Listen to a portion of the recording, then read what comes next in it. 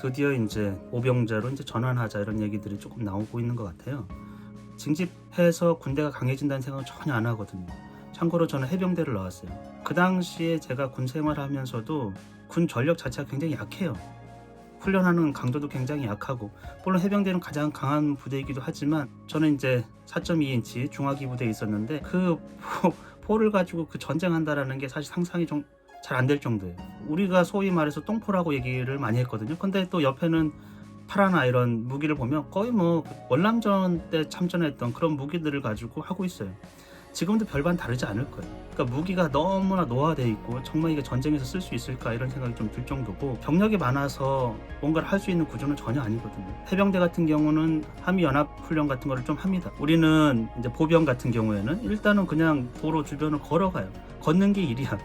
걷고 고지를 점령하고. 근데 이게 언제적 교범이에요. 이게 6.25 때나 통하는 일이지, 실제로 우리도 상륙훈련 할 때는 바다에서 막 와요. 그리고 소리 질러요.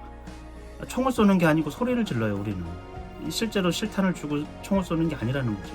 와 소리 지르고 가가지고는 고지를 점령하는데, 미군 같은 경우에는 화력이 너무 좋아요. 이동 수단도 너무 좋고, 그리고 우리가 이제 고지를 만약에 시나리오상으로 올라간다고 생각하면 미군 화력은 그냥 그 고지를 완전히 뭉개버릴 정도예요. 화력 자체가. 그래서 야, 이거는 사람으로 가지고는 그냥 떼죽음 당할 수밖에 없는 그 정도이거든요. 그러니까 이 병력으로 사람으로 뭘 할 수 있는 구조는 전혀 아니에요. 그냥 자리를 채우는 것이죠. 사병이 많아지면 중간 관리자도 많아져야 되고, 그냥 그럼으로써 소요되는 비효율성이 엄청 커지고, 그렇다고 전쟁이 이길 수 있는 구조는 전혀 아니에요. 군대 갔다 본 사람은 알 거예요. 얼마나 국방이 허술한지를. 그 상태로 둔다 사람 위주로 드론 한 대가 사람 100명 죽일 수 있을 거예요. 그거는 두려워하지도 않아요.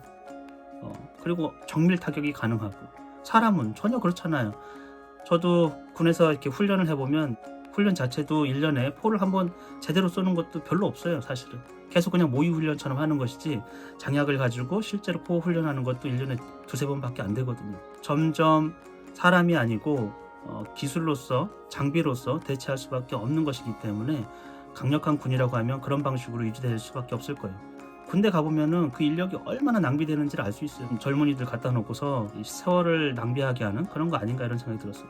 또 하나는 제가 군에 있을 때 선임하사가 같이 이제 미군 해병대 그 캠프 주변에 이제 미군도 있고 항공대도 있었거든요. 그래가지고 주한미군인데, 고등학교 졸업했는데 군대 와가지고 밀리터리 스쿨에서 이 헬기 조종하고 정비 이런 기술을 배웠다고 그래요.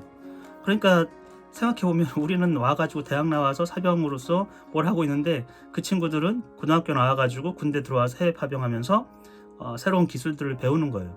근데 그 친구가, 미국 친구가 대학 나온 거를 또 부러워하더라고요. 자기는 못 나왔으니까. 근데 저는 한편으로는 그 친구가 부러웠어요. 꼭 대학 나오지 않아도 군대에서 저렇게 좋은 기술을 배워가지고 주특기를 가지고 있으면 얼마나 좋겠어요.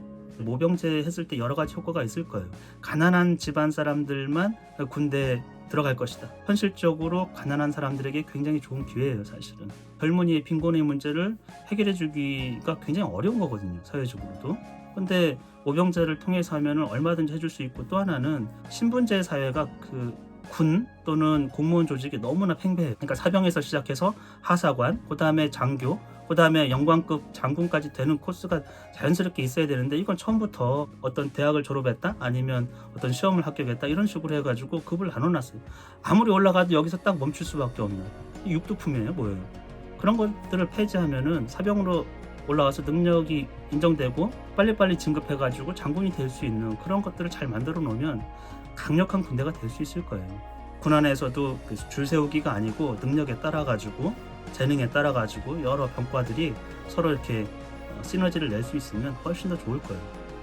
그리고 여성도 군에 들어갈 수 있는 길을 열어주면 남녀 차별 이런 문제들이 없어질 거고, 또 군은 이상하게 군 조직에 있으면 사람이 굉장히 보수적이고 또 차별적인, 또 자기만 뭔가를 한 것 같은, 그러니까 억울함이 있는 거예요. 나라에 충성했다라는 그런 게 아니고 나만 고생한 것 같은 그 억울함이 있는 거예요. 그런 걸 계속 유지할 필요도 없고, 그리고 또 너무 아까운 시간이에요. 그 시간이 냉정하게 봐가지고 국가적으로도 별로 그렇게 도움이 안 되고, 개인적으로도 도움이 안 되고, 차근차근 진행하더라도 결국엔 가야 할 길은 모병제로 소수의 정예군을 유지하는 것이 과학기술과 장비를 통해 가지고 강한 군이 되는 것이죠. 역사적으로도 마찬가지예요. 징기스칸이 인구로 전쟁에 이긴 거 아니거든요. 무기거든요. 기동력이고. 알렉산더도 다 마찬가지예요. 나폴레옹도 마찬가지예요. 무기가 좋고 전략이 뛰어난 거예요. 운용수단이 굉장히 탁월한 거. 사실은 이게 2년 정도 군 생활을 한다고 해서 정예군이 될 수가 없어요. 정말 제대로 전쟁을 할 수가 없다라는 거죠.